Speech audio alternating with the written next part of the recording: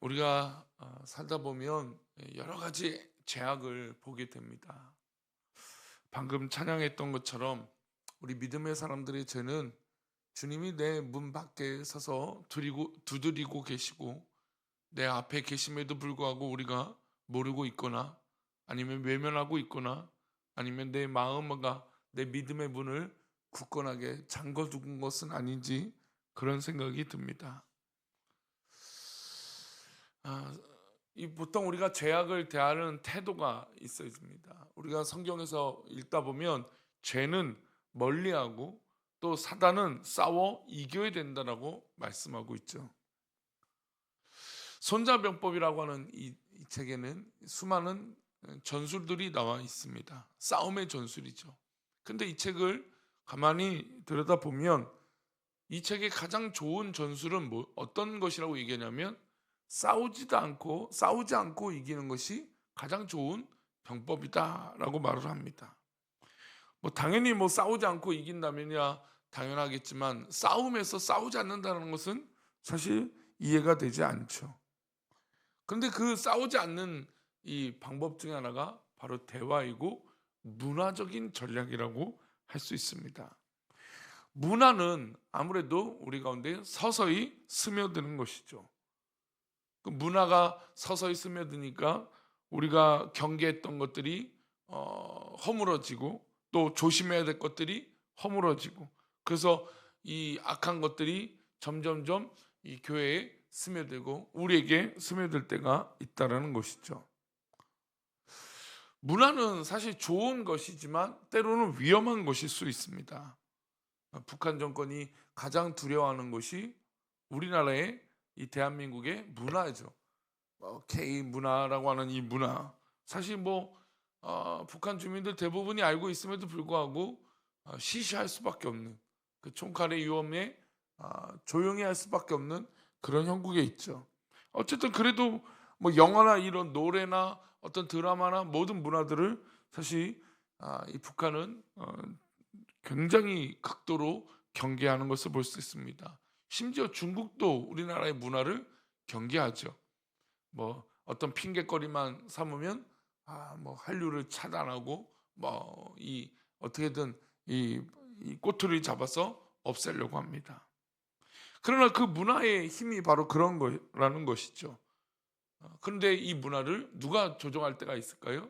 바로 사단이 조종할 때가 있다라는 겁니다. 그리스도인들은 정신 차리고 있어야 됩니다. 사탄은 교회 안에서도 세상 문화를 가지고 올 때가 있습니다. 사람들이 모두 누리는데 그리스도인들도 이 정도는 알아야 한다는 논리로 믿는 사람들을 유혹합니다. 저도 그래서 참 영화나 이런 드라마들을 좋아하지만 정신을 바짝 차려야 된다는 걸 늘 느껴요. 이 드라마 속에 말하는 영화 속에 말하는 어떤 그런 이 음란한 것과 이 죄성 또 그럴 수도 있지. 근데 최근에 우리가 작년에 우리가 정말 이 경계심을 가고 이 문화적 코드 중에 하나가 이 제3의 성, 이 동성 이런 문화들이 자연스럽게 우리 아이들을 뒤덮을 수 있다라는 거죠. 근데 교회가 정신 차리지 않고 이것이 죄다라고 말하지 않으면 어느 순간 교회 안에서도 그렇게 무너질 수 있다라는 겁니다. 여기에는 늘 말씀드리지만 중요한 원리가 있습니다. 죄는 멀리하지만 그런 어떤 이 연약한 인간들 또 넘어진 이 죄인들을 우리가 주님의 이름으로 기도하고 그들을 위해서 손을 내밀고 변화되기를 간구해야 됩니다. 그러나 그런 문화가 그렇다고 그런 문화들을 인정하거나 옹호해서는 절대로 안 되는 것이죠. 바울은 사탄이 교회를 무너뜨리기 위해서 주는 문화를 뭐라고 표현하냐면 누룩이라고 표현합니다. 누룩은 사실 어떻게 보면 영향력이라고 말할 수 있어요. 우리가 깨어서 여기에 주의하지 않으면 누룩의 영향력이 모두 전염이 될 수 있다는 겁니다. 그런 의미에서 경계하는 의미로 1절은 이렇게 말합니다. 우리 1절 말씀인데요. 함께 읽겠습니다. 너희 중에 그런 음행은 이방인 중에서도 없는 것이라 누가 그 아버지의 아내를 취하였다 하는도다. 사실 고린도 교회는 여러 가지 문제가 있었죠. 당파 싸움들이 있었고 또 바울파, 아볼로파, 게바파, 그리스도파 뭐 이렇게 헐뜯고 하나 되지 못했습니다. 그런데 정작 더 중요한 어려운 문제는 바로 이 공동체 안에 음행이 있었다라는 거예요. 아니 너희들이 당파만 짓고 서로 싸우는 게 아니라 지금 들어보니까 아니 엄청난 음행이 있었다. 그 음행 중에 하나가 무엇입니까? 아버지의 아내를 취했다. 뭐 이것뿐이었겠습니까? 이런 음행의 모습들이 그런 세상의 이 문화가 뭐 그 당시 이 로마의 문화들이 어떤 죄악의 문화들이 이런 문화가 있었어요. 근데 그런 문화가 교회 안에 들어오는 거예요. 입에 담기도 어려운 문제인 것이죠. 바울은 이 사람이 누구인지 알고 있었습니다. 그러나 실명을 거론하지 않았죠. 이 사람이 누구인지 보다 교회가 이 문제를 어떻게 처리하는지가 더 중요하게 여겼던 것입니다. 2절 말씀입니다. 함께 읽겠습니다. 그리하고도 너희가 오히려 교만하여져서 어찌하여 통한이 여기지 아니하고 그 일 행한 자를 너희 중에서 쫓아내지 아니하였느냐. 그러니까 음행한 자가 있는 것이죠. 근데 오히려 그 교회 공동체가 교만해져서 이 마음이 통한한 마음, 즉 죄로 여기고 하나님 우리가 죄인입니다 여기는 그런 통한의 마음이 없고 오히려 그들을 쫓아내지 않았다라는 것입니다. 교회는 이 상황을 통한히 여기지 않았습니다. 회개하지 않은 것이죠. 그리고 고린도 교회는 이런 죄악의 모습들을 스며들며 죄악에 같이 동조했던 것입니다.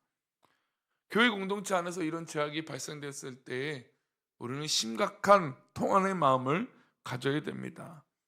그리고 교회가 이런 모습을 보고 어떤 행동도 하지 않는다면 그 교회의 정체성, 하나님께서 교회를 세우신 것에 대해서 깊이 묵상해야 돼요. 하나님이 교회를 어떻게 세우셨는데 이 교회 안에 이런 죄악들이 들어선다는 것을 깊이 깨닫고 고민해야 된다는 것이죠. 오늘날 교회 공동체 안에 세속 문화가 얼마나 많이 들어와 있습니까? 그런데 교회는 속수무책이었던 것이죠. 처음부터 단호하게 대처해야 됩니다. 강력하게 대처해야 됩니다. 그리고 당시 고린도 교회 영적 지도자들은 이 문제를 그대로 두었는데 이어서 바울은 또 다른 심각한 문제를 이야기합니다. 6절과 7절인데요. 함께 읽겠습니다. 너희가 자랑하는 것이 옳지 아니하던도다. 적은 누룩이 온 덩어리에 퍼지는 것을 알지 못하느냐. 너희는 누룩 없는 자인데 새 덩어리가 되기 위하여 묵은 누룩을 내버리라. 우리의 유월절 양 곧 그리스도께서 희생되셨느니라. 이런 일이 이 모습 가운데 가장 중요한 문제는 이 교회가 이런 문제가 있어도 성도들이 늘어나고 있다고 해서 문제가 덮어지고 있다는 거예요. 교회가 성장하니까 이런 문제들을 쉬쉬하고 있다는 거죠. 한국 교회의 어려움의 가장 큰 문제는 바로 여기 있어요. 이건 죄고 이건 문제인데 이거를 그냥 덮어 넘어가는 거예요. 왜요? 교회가 성장하고 또 교회가 문제가 있으면 안 되니까. 또 교회가 어려워진다고 생각하니까. 이런 모습 가운데 이 누룩이 온 덩어리에 퍼지고 있음에도 불구하고 조용하게 덮으려고 하는 이 죄악의 모습들이 공동체를 더 어렵게 했다라는 겁니다. 그래서 7절 말씀을 다시 보면 이 누룩 우리는 원래 누룩이 없는 자인데 이 새 덩어리가 되기 위해서 묵은 누룩을 내버려야 되는데 그것을 잃어버린 채 있다라는 것입니다. 게다가 우리는 어떤 사람들입니까? 어떤 존재입니까? 6월절 어린 양의 이 그리스도께서 희생으로 우리 교회를 세우고 우리의 신앙을 세우신 거 아닙니까? 그래서 이런 일이 일어나는 이유는 두 가지인데 첫 번째는 교회론의 문제예요. 오늘 이 시대가 교회는 성도들을 뭘로 생각하냐면 고객으로 생각하는 거예요. 성도들이 고객이기 때문에 교회는 고객 만족을 위해서 있다라고 생각합니다. 저도 예전에 한번 말씀했지만 저는 목회자는 서비스업이라고 생각을 해요. 근데 그거는 누구의 생각입니까? 목회자만의 생각이어야 돼요. 교회는 그리스도의 몸을 위하여 함께 공동체를 이루는 거예요. 그러니까 제가 왜 목회자는 서비스업이라고 생각하는 건 이 목회자는 성도들을 돕고 섬겨야 되는 것이 분명하기 때문이에요. 그런데 여기서 또 조심해야 될 건 아닌 것과 죄인 것을 어떻게 될까요? 분명하게 제시해야 돼요. 그러니까 목회자는 자신 스스로는 그렇게 생각할 수 있지만 성도들과 관계에서는 하나님 말씀을 가르치는 자가 되어야 되는 것이죠. 그래서 목회자가 사실 어려워요. 가르치는 자의 모습에 혼동되면 목회자는 교만해지죠. 또 반대로 요즘 시대에 뭐 좀 뭐 이 아직 이 신앙의 교회의 어려움만 들여다보는 부정적인 시각 갖고 있는 이 목회자의 그런 시각을 갖고 있는 성도들은 목사님이 왜 그렇게 하느냐, 오히려 목회자들에게 서비스를 강요하죠. 그러니까 이게 반대가 됐기 때문에 문제가 있는 거예요. 목회자는 스스로 그런 생각을 갖고 있어야 되고 성도들은 목사로 하여금 가르침을 받아야 된다는 생각을 가져야 돼요. 이게 서로 잘 맞물려야 되는데 이 교회는 마치 회사가 되어지고 고객을 상대하는 것처럼 되어버린 이런 안타까운 모습이 교회 가운데 있다는 것이죠. 고린도 교회가 바로 그런 교회가 된 것이에요. 교회 안에 분명히 음행이 있고 문제가 있는데 이 문제를 덮기 시작하고 있다는 겁니다. 두 번째로 교회 공동체는 7일을 맡은 중직들이 깨끗하지 못했기 때문이에요. 당에는 무엇이 중요하냐면 7위권이 중요해요. 성도가 교회 공동체를 건전함에 어떤 이것을 해치는 행위를 하거나 교회 질서를 따르지 못하는 경우는 교회는 치리해야 돼요. 하지만 이것이 쉽습니까? 사실 뭐 우리 모두 다 그것을 공감하잖아요. 어려운 일인 거 다 알잖아요. 그러나 지금 바울 사도는 그 문제를 거론하고 있는 것입니다. 교회 안에 어려움이 있을 때, 또 문제가 있을 때 이것을 건강하게 풀어가는 것이 좋은 교회다라는 것이죠. 바울은 더욱 소리를 높여서 이런 자를 내쫓아야 된다고 강력하게 말합니다. 우리 11절부터 13절인데요. 함께 읽겠습니다. 이제 내가 너에게 쓴 것은 만일 어떤 형제라 일컫는 자가 음행하거나 탐욕을 부리거나 우상 숭배를 하거나 모욕하거나 술 취하거나 속여 빼앗거든 사귀지도 말고 그런 자와는 함께 먹지도 말라 함이라.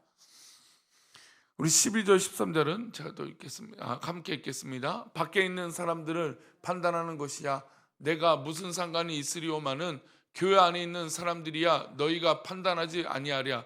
밖에 있는 사람들은 하나님이 심판하시려니와 이 악한 사람은 너희 중에서 내쫓으라. 자 보세요. 바울 사도는 밖에 있는 사람들은 굳이 우리가 상관할 바가 아니다. 그러나 교회 안에 이 공동체에 있는 사람들은 우리가 적극적으로 판단해야 된다는 겁니다. 그런 사람들이 누구입니까? 11절 말씀 다시 한번 보여주세요. 내가 너에게 쓴 것은 만일 어떤 형제가 음행을 하거나 탐욕을 부리거나 우상 숭배를 하거나 모욕을 하거나, 여러분 우리가 정당한 건강한 비난은 중요하지만 그 사람을 모욕하는 것도 문제라는 것이죠.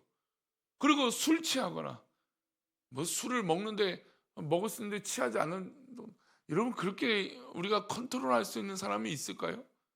아니죠. 그러니까 우리가 이 컨트롤할 수 없는 건 아예 손대지도 않는 게 중요한 거죠.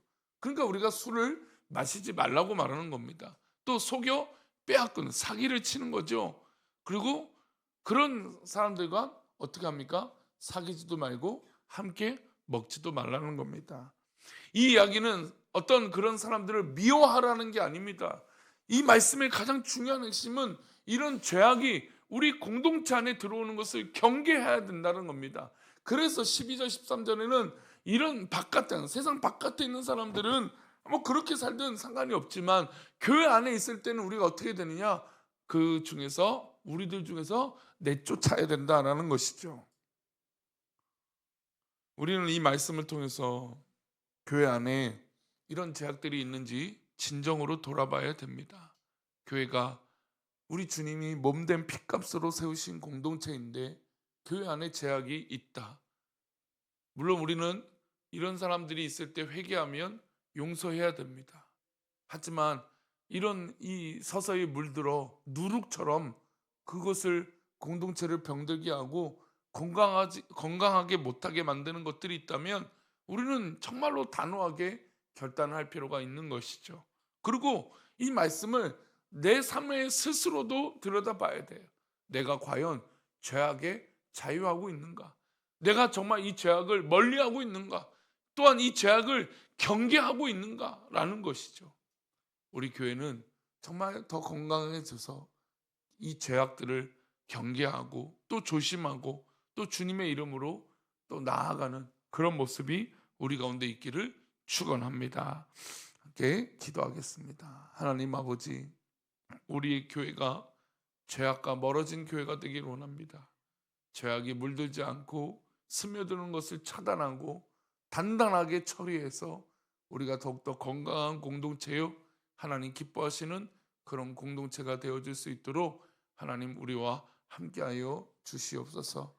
우리 교회가 더욱더 건강한 공동체요, 죄를 멀리하고 우리 또한 죄악을 멀리하는 그런 성숙한 신앙이 되게 하여 주옵소서. 주께서 우리를 붙들어 주실 것을 믿사오며 거룩하신 예수 그리스도 이름으로 기도를 엽나이다. 아멘.